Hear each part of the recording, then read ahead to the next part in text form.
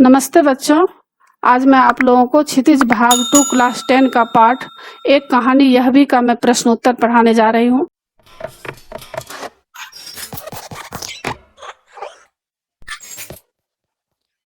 बच्चों, क्लास 9 और क्लास 10 क्षितिज, कृतिका, स्पर्श, संचयन, इन सभी पुस्तकों के सारे चैप्टर्स का इम्पोर्टेंट क्वेश्चन एंड आंसर का पीडीएफ को डाउनलोड करने के लिए और क्लास 9 और क्लास 10 का टेक्स्ट बुक का पीडीएफ फाइल डाउनलोड करने के लिए आप इस वीडियो के डिस्क्रिप्शन में दिए गए प्रोसेस को फॉलो करके आसानी से पीडीएफ फाइल डाउनलोड कर सकते हैं। अगर आपके पास टेक्स्ट बुक और इम्पोर्टेंट नोट्स नहीं है तो आप इस पीडीएफ फाइल को डाउनलोड करके आसानी से पढ़ाई कर सकते हैं और अच्छे मार्क्स ला सकते हैं। इससे पहले भी एक कहानी यह भी, उसका मैं फुल एक्सप्लेनेशन भी बनाई हूँ, क्वेश्चन आंसर मौखिक रूप से भी बनाई हूँ और यह लिखित रूप से क्वेश्चन आंसर है और उसका मैं समरी भी बनाई हूँ। क्लास 9 क्लास 10 कृतिका, क्षितिज, स्पर्श, संचयन, उसका पूरा वीडियो मैं बना चुकी हूँ, फुल एक्सप्लेनेशन, क्वेश्चन आंसर और समरी। उसको देखने के लिए आप ऊपर दिए गए आई बटन पर क्लिक करके देख सकते हैं या नीचे दिए गए डिस्क्रिप्शन बॉक्स में भी देख सकते हैं या प्लेलिस्ट में जाकर देख सकते हैं। और बच्चों, आप जो भी चैप्टर पढ़ना चाहते हैं उस चैप्टर का नाम लिखकर उसके आगे मेरे चैनल का नाम लिखिए, देवजनागरी, DEVZ स्पेस देकर NAGRI, और यूट्यूब पर सर्च कीजिए, आपको वह चैप्टर आसानी से मिल जाएगा। और बच्चों, अभी मैं आप लोगों को एक कहानी यह भी का प्रश्न उत्तर पढ़ाने जा रही हूँ। पहला प्रश्न है, लेखिका के व्यक्तित्व पर किन किन व्यक्तियों का किस रूप में प्रभाव पड़ा, अथवा एक कहानी यह भी पाठ की लेखिका के व्यक्तित्व को किन किन व्यक्तियों ने किस रूप में प्रभावित किया। उत्तर, लेखिका के व्यक्तित्व पर मुख्य रूप से दो व्यक्तियों का प्रभाव पड़ा, पिताजी का प्रभाव और शीला अग्रवाल का प्रभाव। तो अभी पिताजी का प्रभाव, लेखिका के व्यक्तित्व को बनाने बिगाड़ने में उसके पिता का बहुत बड़ा योगदान रहा है। उन्होंने ही लेखिका के मन में हीनता की भावना पैदा की, उन्होंने ही उसे शक्की बनाया, विद्रोही बनाया।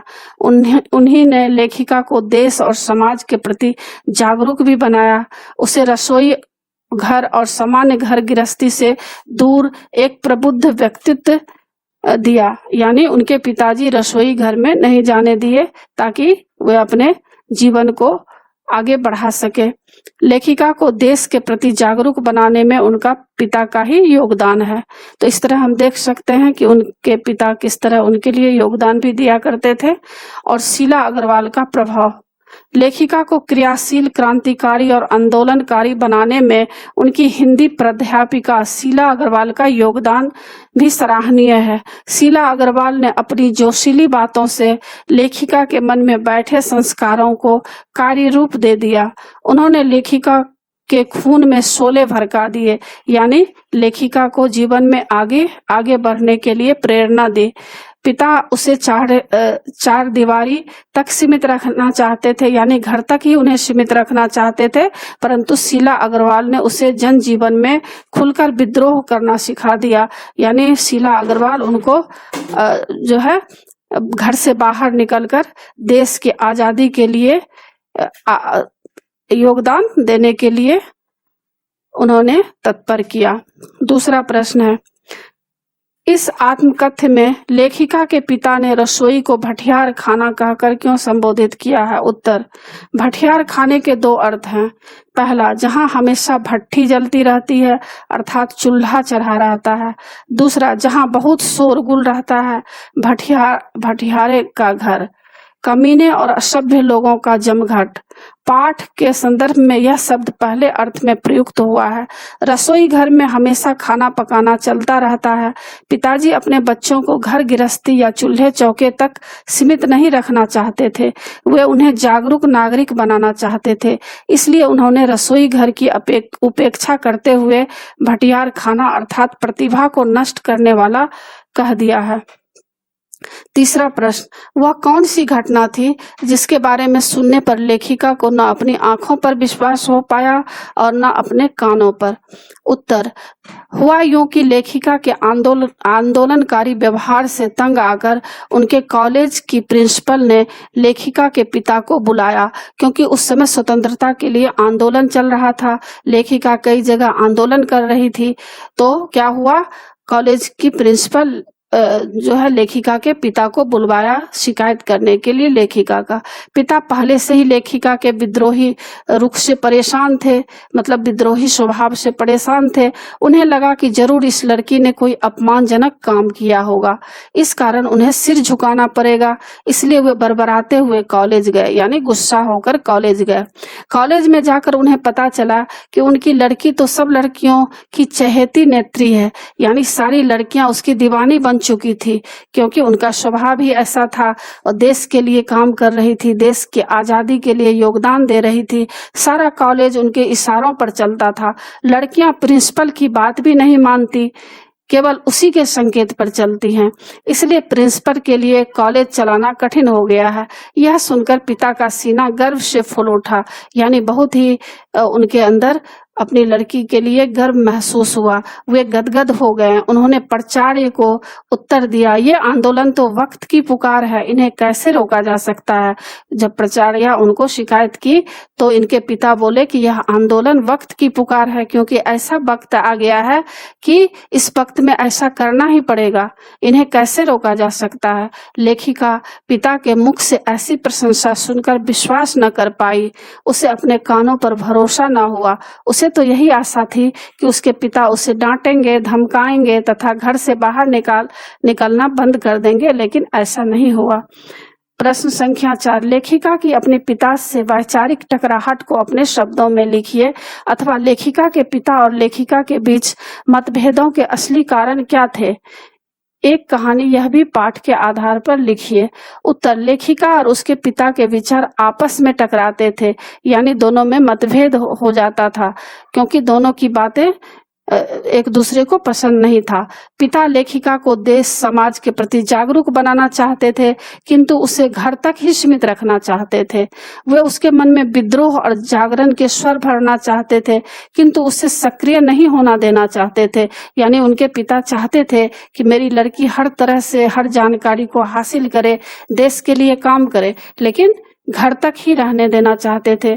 और घर से बाहर जब निकलने देना चाहेंगे तभी तो वह कुछ आगे बढ़ पाएगी, देश के लिए कर पाएगी। इसके लिए दोनों में टकराहट हो जाती थी। लेखिका चाहती थी कि वह अपनी भावनाओं को प्रकट भी करे, वह देश की स्वतंत्रता में सक्रिय होकर भाग ले। यहीं आकर दोनों की टक्कर होती थी। विवाह के मामले में भी दोनों के विचार टकराए। पिता नहीं चाहते थे कि लेखिका अपनी मनमर्जी से राजेंद्र यादव से शादी करे, परंतु लेखिका ने उनकी परवाह नहीं की। प्रश्न संख्या 5, इस आत्मकथ्य के आधार पर स्वाधीनता आंदोलन के परिदृश्य का चित्रण करते हुए उसमें मन्नू जी की भूमिका को रेखांकित कीजिए। उत्तर, सन 1942 से 1947 तक का समय स्वतंत्रता आंदोलन का समय था। इन दिनों पूरे देश में देशभक्ति का ज्वार पूरे यौवन पर था। हर नगर में हड़तालें हो रही थी, प्रभात फेरियां हो रही थी, जलसे हो रहे थे, जुलूस निकाले जा रहे थे, युवक युवतियां सड़कों पर घूम घूम कर नारे लगा रहे थे। सारी मर्यादाएं टूट रही थी। घर के बंधन, स्कूल कॉलेज के नियम, सबकी धज्जियां उड़ रही थी। लड़कियां भी लड़कों के बीच खुलकर सामने आ रही थी। ऐसे वातावरण में लेखिका मन्नू भंडारी ने अपूर्व उत्साह दिखाया। उसने पिता की इच्छा के विरुद्ध सड़कों पर घूम घूम कर नारेबाजी की, भाषण दिए, हड़तालें की, जलसे जुलूस किए। उसके इशारे पर पूरा कॉलेज कक्षाएं छोड़कर आंदोलन के साथ हो लेता था। यानी सारे लड़के लड़कियां जितने थे उनके साथ सभी चले जाते थे। हम कह सकते हैं कि वे स्वतंत्रता सेनानी थी। रचना और अभिव्यक्ति। लेखिका ने बचपन में अपने भाइयों के साथ गिल्ली डंडा तथा पतंग उड़ाने जैसे खेल भी खेले, किंतु लड़की होने के कारण उनका दायरा घर की चारदीवारी तक सीमित था। क्या आज भी लड़कियों के लिए स्थितियां ऐसी है या बदल गई हैं? अपने परिवेश के आधार पर लिखिए। उत्तर, आज परिस्थितियां बदल गई हैं।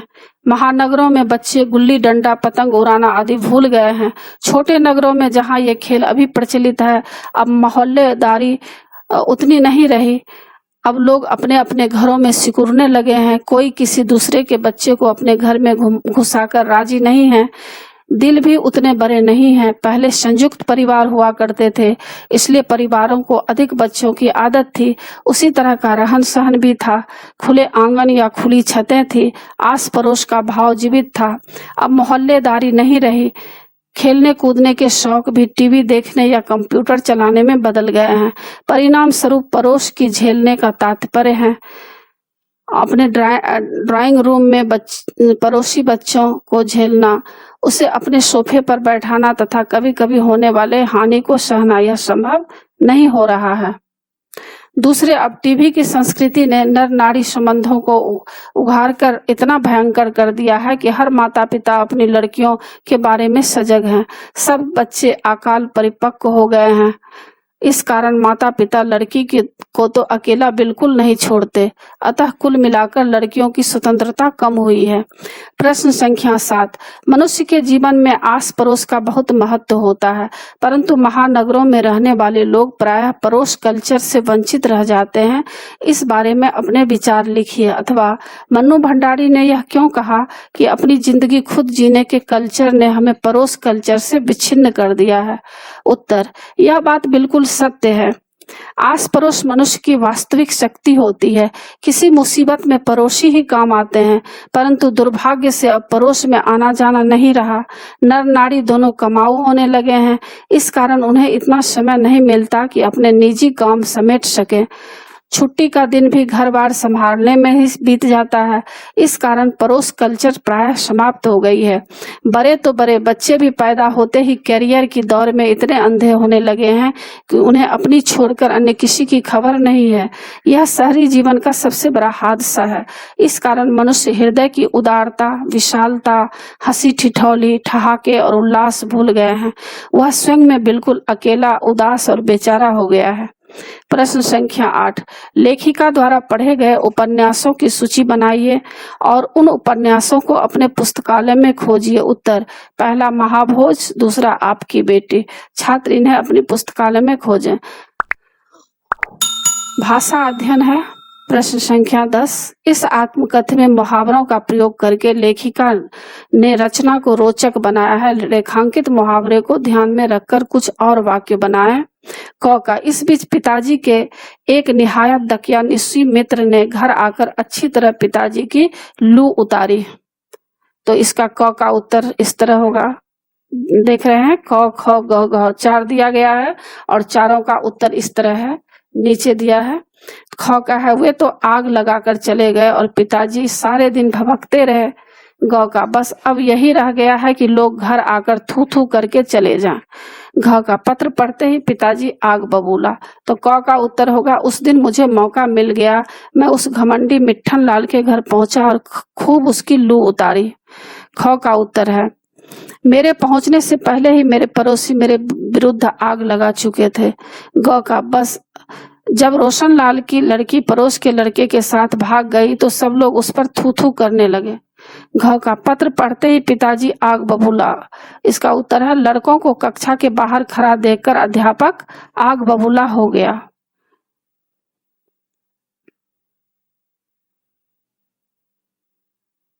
आगे प्रश्न है, स्वतंत्रता आंदोलन में महिलाओं की भी सक्रिय भागीदारी रही है, उनके बारे में जानकारी प्राप्त कीजिए और उनमें किसी एक पर प्रोजेक्ट तैयार कीजिए। तो यह आप लोग कर सकते हैं। यहाँ लिखा भी हुआ है किस तरह प्रोजेक्ट तैयार किया जाता है, तो इस तरह आप कर सकते हैं। और आगे है अन्य महत्वपूर्ण प्रश्न। पहला प्रश्न है, एक कहानी यह भी के आधार पर बताइए कि लेखिका के व्यक्तित्व पर किन किन व्यक्तियों का किस रूप में प्रभाव पड़ा। उत्तर, लेखिका के व्यक्तित्व पर अपने पिता और शिक्षिका शीला अग्रवाल का गहरा प्रभाव था। पिता ने उन्हें जागरूक, हिम्मती और स्वाभिमानी बनने की प्रेरणा दी। लेखिका ने यह प्रोत्साहन पाकर देश की राजनीतिक हलचल में भाग लेना शुरू कर दिया। शीला अग्रवाल ने लेखिका को हड़तालों, जुलूसों और आंदोलनों में बढ़ चढ़कर भाग लेने की प्रेरणा दी। उनकी प्रेरणा पाकर लेखिका ने पूरे कॉलेज में हड़ताल करवा दी और बड़े चौक में धुआंधार भाषण दिया। दूसरा प्रश्न, एक कहानी यह भी में पिताजी के शक्की स्वभाव का क्या परिणाम होता था तथा इसकी चपेट में घर में कौन कौन आता था? उत्तर, पिताजी के शक्की स्वभाव का परिणाम लेखिका की माता को भुगतना पड़ता था। वे उनके क्रोध और कुंठा को देखकर कपाती रहती थी, यानी डरी रहती थी। माँ के अतिरिक्त घर के अन्य सदस्य भी उनकी शक्की प्रवृत्ति के कारण पीड़ित होते रहते थे। तीसरा प्रश्न, मन्नू भंडारी की अपने पिता से वैचारिक टकराहट के कारणों का उल्लेख कीजिए। उत्तर, मन्नू भंडारी ने अपने पिता से संघर्ष करने का स्वभाव अर्जित किया। उनके पिता ने उन्हें खुले वातावरण में सांस लेने के लिए प्रेरित किया। यही खुलापन पिताजी के विचारों के विरुद्ध टकराहट का कारण बन गया। पिता ने लेखिका को आजादी से सांस लेने की प्रेरणा दी, किंतु जब लेखिका ने आंदोलनों में भाग लेने की आजादी ली या अपना विवाह अपनी इच्छा से करने की आजादी ली तो उनमें टकराहट पैदा हो गई। प्रश्न 12 नंबर का प्रश्न है, लेखिका की मां लेखिका के लिए आदर्श क्यों न बन सकी? तो मैं अभी आपको 4 नंबर का प्रश्न का उत्तर बता सकती हूँ कि इस कहानी में लेखिका की मां को व्यक्तित्व विहीन इसलिए कहा गया है क्योंकि उनकी मां अपने ऊपर कोई भी ध्यान नहीं देती थी। हमेशा अपने बच्चों के फरमाइश को पूरा करती रहती थी और उनकी मां काफी सुसंस्कृत महिला थी, पूजा पाठ किया करती थी और उनके पति उनके ऊपर बहुत सारे जुल्म अत्याचार भी करते रहते थे, उन्हें हमेशा डांटते रहते थे और अपने ऊपर ध्यान नहीं देने के कारण लेखिका अपनी माँ को व्यक्तित्व विहीन कहा गया है। इसका उत्तर इसमें नहीं है, लेकिन मैं आपको इसमें बता रही हूँ। और आगे 12 नंबर का प्रश्न है, लेखिका की माँ लेखिका के लिए आदर्श क्यों न बन सकी? उत्तर, लेखिका की माँ बहुत ही धैर्यशाली और सहनशील थी। वे अपने पति के हर आदेश को मौन भाव से पूरा करती थी। वे बच्चों की उचित अनुचित इच्छा को पूरा करना भी अपना धर्म मानती थी। उन्होंने सबको जीवन भर दिया ही दिया, इसलिए घर के सभी सदस्य उनसे गहरा लगाव रखते थे। परंतु उनके व्यक्तित्व की 2 कमजोरियां भी थी। पहली, वे अनपढ़ थी। दूसरी, वे निरीह, बेचारी और व्यक्तित्व विहीन थी।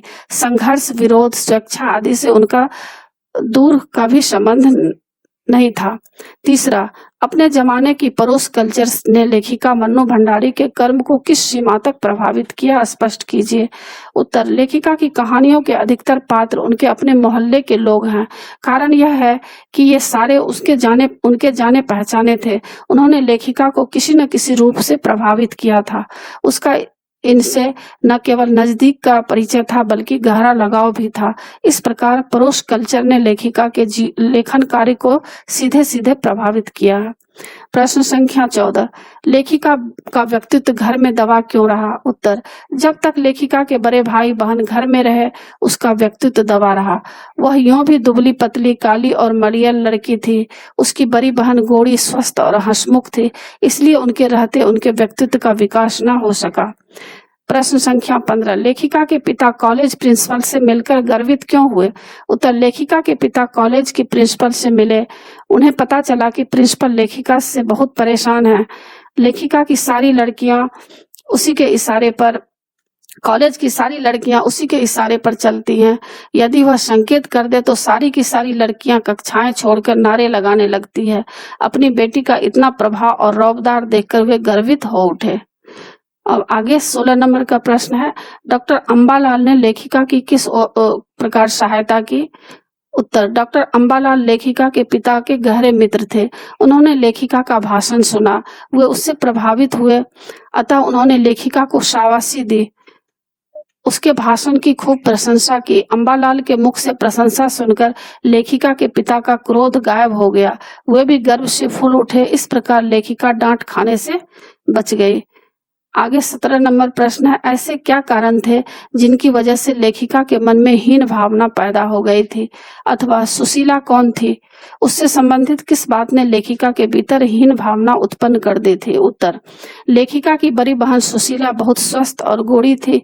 लेखिका काली और मड़ियल और दुबली थी। उनके पिता गोरे रंग पर मुग्ध थे। वे बातों बातों में उसकी बहन की प्रशंसा किया करते थे। इस कारण लेखिका के मन में अपने काले रंग और दुबले शरीर के कारण प्रतिहीन भावना घर कर गई थी। आगे 18 नंबर का प्रश्न है, मन्नू भंडारी के पिता किन गुणों के भग्नावशेषों को ढो रहे थे? उत्तर, मन्नू भंडारी के पिता बहुत उदार, माननीय और संवेदनशील थे। जब तक वे खुशहाल रहे वे धन्य होते रहे, परंतु जब खुशहाली नहीं रही तो वे भी उदार और सम्माननीय बने रहना चाहते थे, परंतु ऐसा हो नहीं सका। अतः वे इन आकांक्षाओं को जैसे तैसे ढोते रहे। तो आशा है बच्चों आप लोगों को सारा पाठ समझ में आ गया होगा। एग्जाम के लिए अच्छी तरह तैयार कर लीजिएगा। और बच्चों आप मेरे चैनल देवजनागरी को जरूर सब्सक्राइब कीजिएगा और सब्सक्राइब के बगल में जो बेल आइकन बटन है उसे जरूर क्लिक कीजिएगा, लाइक कीजिएगा और शेयर कीजिएगा। कमेंट्स जरूर कीजिएगा कि आपको यह पाठ कैसा लगा। नए पाठ के साथ फिर मैं मिलूंगी। धन्यवाद बच्चों।